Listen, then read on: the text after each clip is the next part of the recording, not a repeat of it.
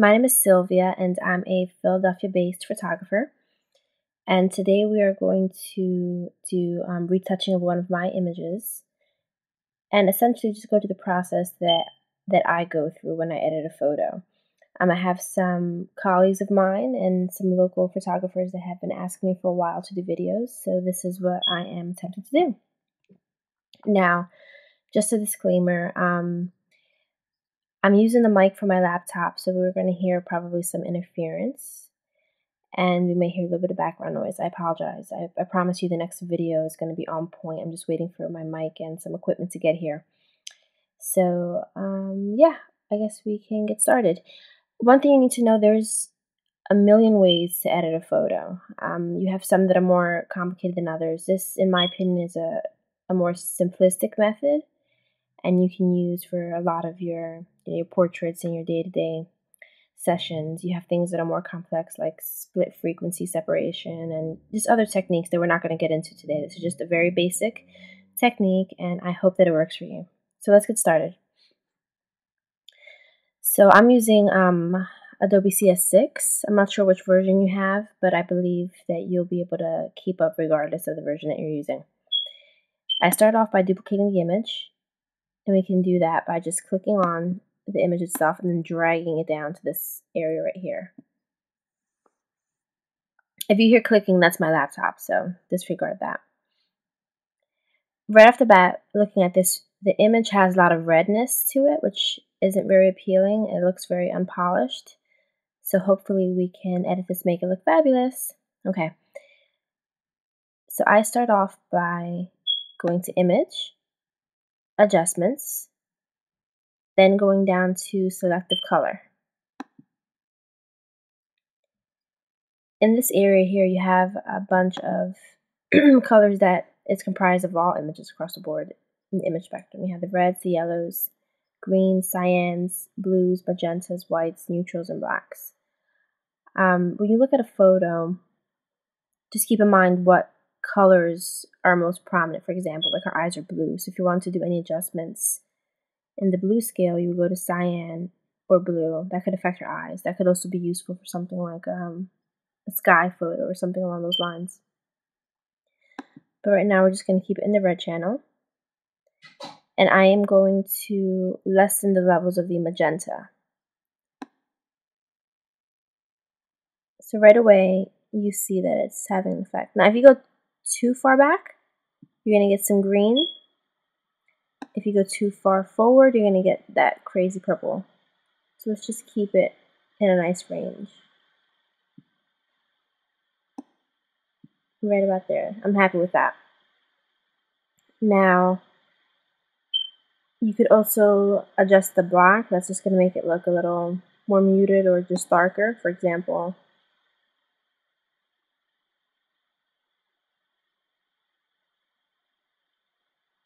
kind of like it right there. There's no set number that I can give you because each picture that you edit, it's going to be a bit different.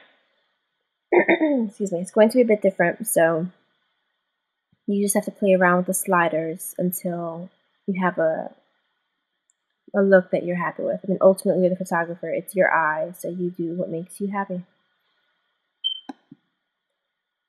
Okay, let's see here. You may want to go into the yellow. For skin, I have a feeling that this yellow is really only going to affect certain parts of her skin and probably her hair, but we'll see.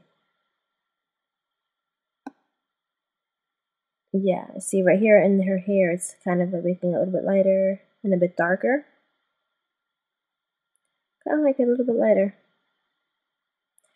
So I'm going to go ahead and just hit OK. See, it doesn't look like we've done much, but let's look at the before and after really quickly. See, already it just looks monumentally better. Okay, so I'm going to go ahead and duplicate the first layer, bring that down.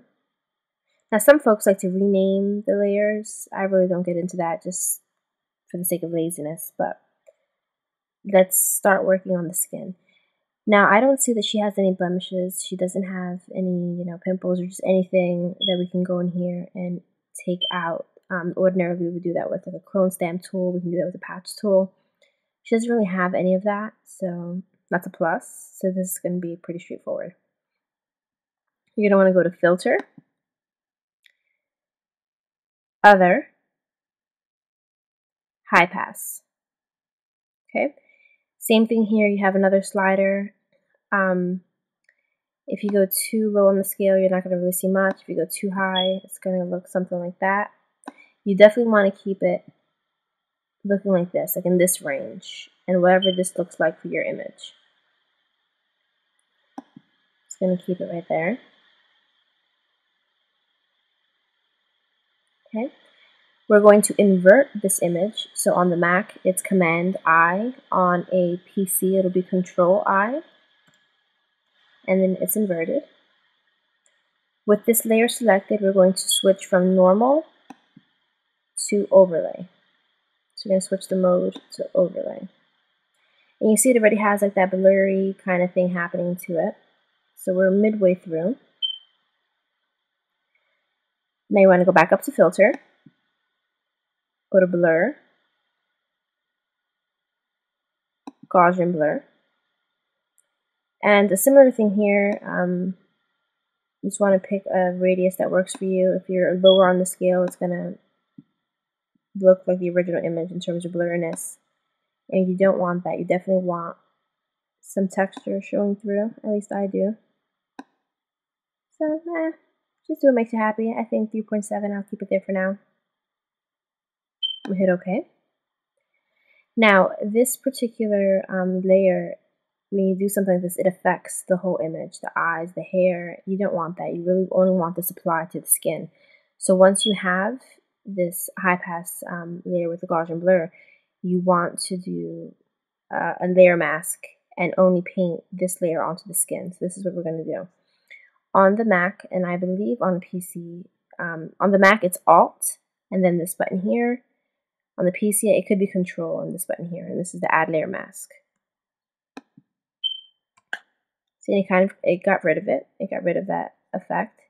So now we're going to go ahead and paint it in. You do that by selecting the brush tool.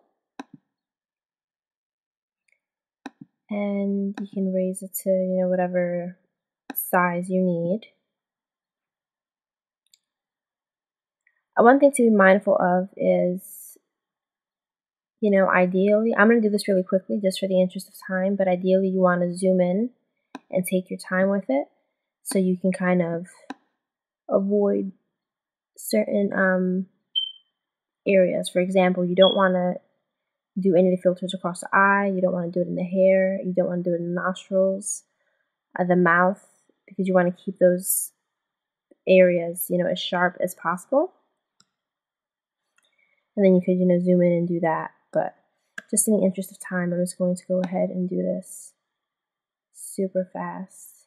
And you can see that it's taking effect over here because it's turning white. Actually, let me lower this brush really quickly, just because I don't want to mess anything up here. I'm doing this like super fast.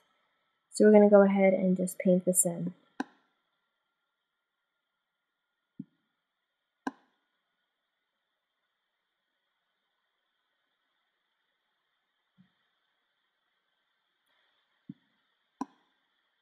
Now again, you want to be mindful of the eyes, the hair, the mouth, and even the fingers, like the fingernails, even though here is a little blurred just because of the f-stop that I used in the image that's not super sharp right now anyway.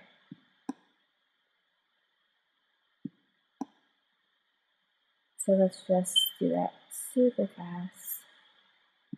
And please do take your time. Don't do it crazy the way I'm doing it right now. Okay. Make sure we got most of that. And I think we got most of it. Okay. So you see it kind of coming through right here. So we're going to do a quick before and after. Before, that's the after. Okay. Now, what I'm going to do, I'm going to merge the first two layers.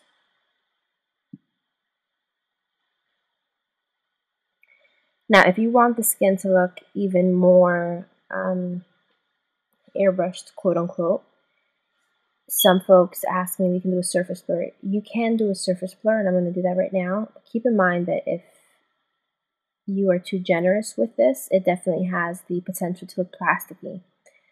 So I'm going to go ahead and create a new layer. Go back to filter, go to blur, go to surface blur. Okay. Now when you do this, you have the two sliders. You have the threshold and the radius. Typically, especially for skin, the threshold, you never really want to go past 15. The radius you can be more generous with. I typically don't go past, 40. But you play around with it. And then when it gets to a certain level that you're happy with, you're like, okay, yeah, I can do that. Now, this is not ideal. Obviously, this is really blurred out and crazy looking, but we're going to fix that in a moment. Okay. Once again, we want to do a layer mask so we can paint in this effect in the areas that we need it. So on the Mac, I'm going to do Alt and click on this button here. On the PC, it's probably Control. I haven't used the PC in a while, so bear with me. I'm kind of going based off memory. Okay, so then you can adjust your brush size. The opacity set at 100%. The flow here is set at 100%, and that's fine. And I'm just going to go in here and start. I'm going to zoom in just really quickly. I'm using a a low res JPEG here, just because that's all I had on my desktop, and I didn't feel like digging for the raw file. If I had the raw file, this would be much sharper. So as you see, it's creating that blurred effect on the skin. Now this isn't really what I would consider, airbrushing. All it's really doing is just blurring out the pixels. But we're going to make it look good in a sec. And if you feel motivated, you can go ahead and do above the eyebrow area. Just avoid the eyes. Excuse me, below the eyebrow area, the eyelid, and just avoid the eyes. Okay, I'm going to zoom back out. And I'm going to do this on her body. Again, I'm just going to do it very, very quickly.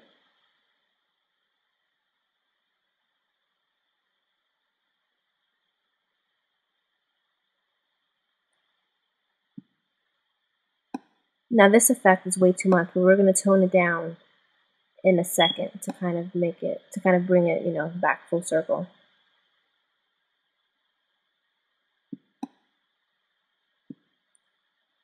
Okay, that's decent enough right there. And again, I stress to you, please take your time with it and zoom in where necessary so you can kind of pay attention to the details, because that's really what's important. So here we go. This is the image. A bit too much. What we're going to do, we're going to make sure you have this layer selected. Change the opacity here. I'd say to about 50%.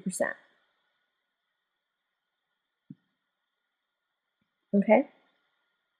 So just to kind of give you a before and after of what this looks like with the surface blur removed. So it looks like that. Before. Yeah, that's the after. At 50%, I can live with that because you can see some texture on the skin. If you want to bump it up, go ahead. You can go ahead and do 60 or 70. But please, please do not do 100%. I mean, even 70 is not ideal, but do not do 100%. You will look crazy. And then you're going to blame me, and I don't want to hear anybody complaining. So let's leave it at 60. So I'm going to go ahead and merge the top two layers. And if you're not familiar, I'm sorry if I'm going quick. To merge, on a desktop, you just right-click and then merge two layers. And this, I just click one time and then, merge. So this is what we have so far. There's a couple other things I want to do to this really quickly. I'm going to go ahead and create that layer. I'm going to switch this from normal mode. We're going to do soft light. Now it's going to give it that look, but again, this is just going to come together pretty. I promise you it's going to look nice when it's done. So we're going to switch this to soft light. I'm going to go to image, adjustments, and then I'm going to switch this to black and white. And then we're going to hit OK. I'm going to change the opacity here. And I don't know what percentage yet because I haven't done it, so I'm kind of doing this as I do it with you.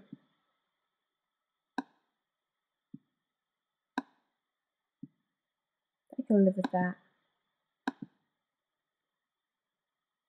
Yeah, I can live with that. Alright, so we're going to go ahead and merge the top two layers. Now you don't have to merge the layers if you don't want to. I do it just because I don't like seeing a long list on the right hand side. It drives me crazy. Now right off the top, I want to make this a tiny bit brighter for my taste. So I'm going to go ahead, image, adjustments, not brightness. I'm going to go to curves. And typically, I mean, you don't have to worry about what all these things mean, but you can just go in the center point and drag a bit. And then, you know, just kind of keep on dragging until you see a spot where you're happy with. Now if you go on the opposite scale, it kind of does that. It really is based on just your eye and your preference. And I can live with that. Okay, some other tricks. I'm going to zoom in a little bit. I'm going to lower this significantly. Now I'm going to focus around her eyes. This right here is the burn tool. If you have the dodge or the sponge tool selected, just make sure you select the burn tool. The exposure is set at about 6% here. So with that, I'm going to go around the eye and just use the burn tool to darken it up a bit. Now if you raise the exposure to 10%, 15%, the effect is going to be much more intensified. But if you get a little bit too happy with it, it's going to look really fake. And we probably want to avoid that. So it's best just to keep it, at 6 and then gradually keep passing over it.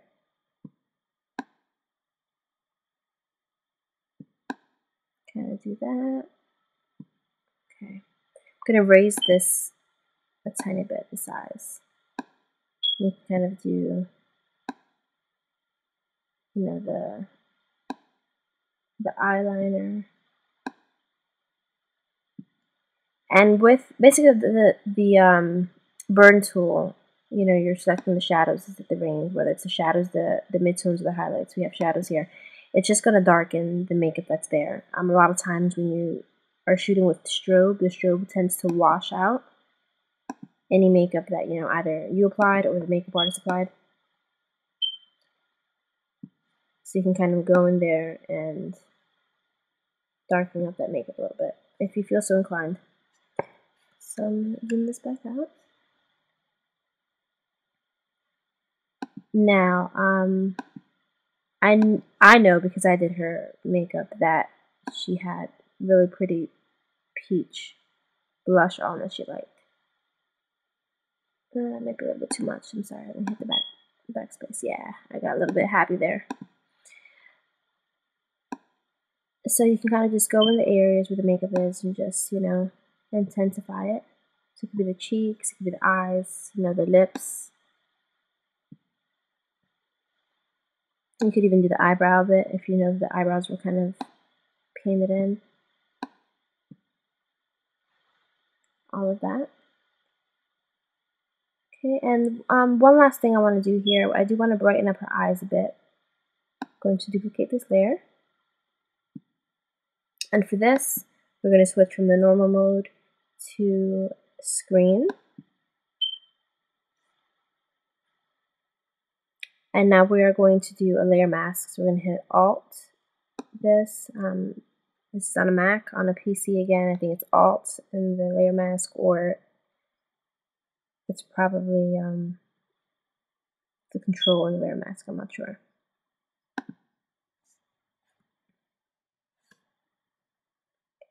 And then I'm going in here and I'm just painting this area. Now, if you leave like this, it's going to look insane and not ideal.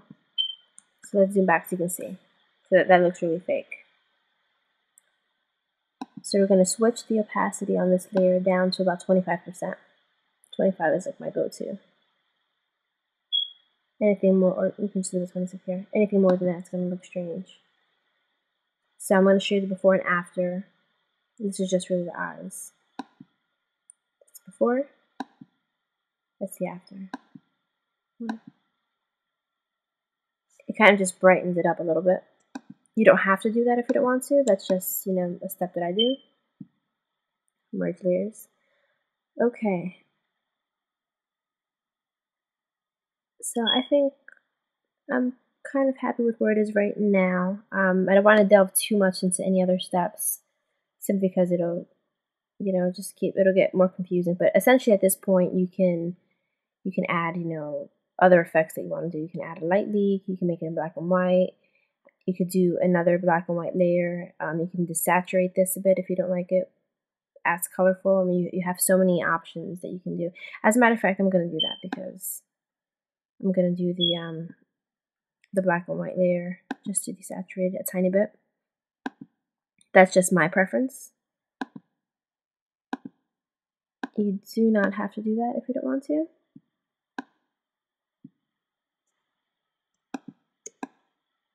But I like how that looks. Okay, so again, there's really no right and wrong way. You just play around with it. You do what you feel comfortable doing, and you try to edit and provide the best product you can for your client. This is just one of the ways that I do. So let's take a look at a before and after really quickly. So this is the after. That's the before.